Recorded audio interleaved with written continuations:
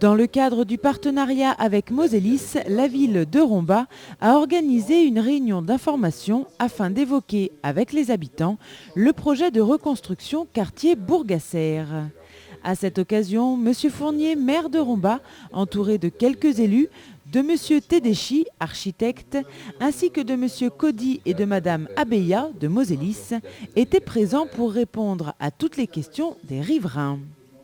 En effet, depuis le début de l'année 2011, l'immeuble Verdi a été déconstruit et laisse place maintenant à de nouveaux projets. Ce projet, à la base, c'est la finalisation d'un projet urbain qui a démarré il y a une vingtaine d'années, donc qui est mené avec la ville de Romba. Donc initialement, sur le quartier Bourgassère, on avait un certain nombre d'immeubles qu'on a démolis progressivement pour reconstruire à la place d'abord les immeubles qui sont rue Berlioz, puis les deux immeubles côté Massenet. Et la finalisation du projet, c'est la démolition de l'immeuble Verdi et en lieu et place, on le remplace par un nouvel immeuble. Donc l'immeuble Verdi est un immeuble de 40 logements R+9 et là on repart sur un immeuble qui aura 38 logements et qui sera en R+3. R+3, c'est un rez-de-chaussée plus 3 étages. Alors c'est ça, plus un sous-sol. Dans le cas présent, on profite du dénivelé du terrain pour créer un sous-sol de stationnement. Ensuite, on va trouver un niveau de rez-de-chaussée, donc accessible de plein pied. Et au-dessus, on aura 3 étages d'habitation. Ce nouvel immeuble, qui abritera 11 T2, 17 T3 et 10 T4, répond à plusieurs objectifs. Pour nous, il y a plusieurs objectifs. Le premier est de renouveler notre parc. Donc, on démolit des vieux logements qui ne sont plus du tout adaptés à la vie d'aujourd'hui et on les remplace par des logements beaucoup plus modernes, adaptés à la demande des ménages.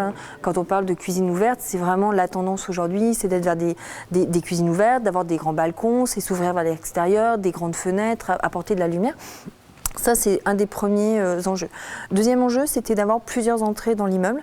C'est qu'au final, avant, on avait dans une cage d'escalier 40 familles qui passent le matin, qui passent à midi, qui passent le soir.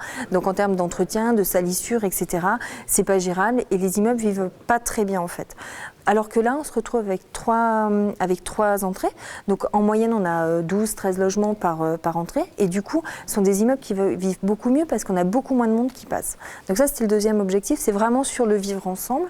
Et puis en plus, devant, on a un espace privatif. On fait tampon entre la rue et l'immeuble en lui-même. Donc on a des espaces privatisés.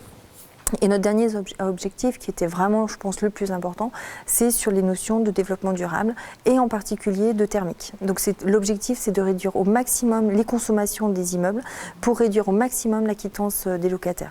Donc ça s'inscrit effectivement dans une mouvance et dans une politique générale, nationale, de réduire tout ce qui est gaz à effet de serre, les consommations, etc.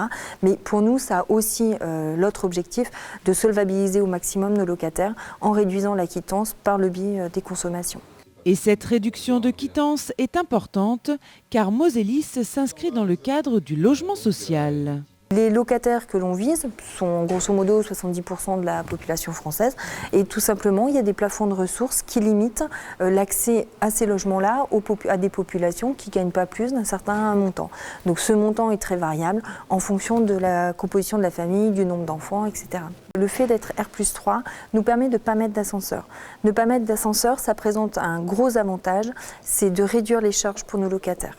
Alors effectivement, pour les gens à mobilité réduite, ils ne peuvent pas accéder aux étages, mais par contre, pour les gens qui, eux, y habitent, on n'a pas les charges d'un ascenseur et ça réduit considérablement le montant des charges. Ce qui aujourd'hui est un enjeu de réduire globalement la quittance du locataire, c'est vraiment l'enjeu. Afin d'achever la restructuration complète de ce quartier, Moselis va bientôt entreprendre ce nouveau chantier. Aujourd'hui, on a déposé le permis de construire qui est en cours d'instruction par la collectivité. Et dès qu'on aura ce permis, on va lancer l'appel d'offres pour les travaux. Donc dans le cadre d'une procédure qui entre dans le cadre du Code des marchés publics, puisqu'on est un établissement public. Et ce qui va nous permettre en gros d'être en préparation de chantier dès le mois de septembre et de commencer des travaux vers octobre-novembre.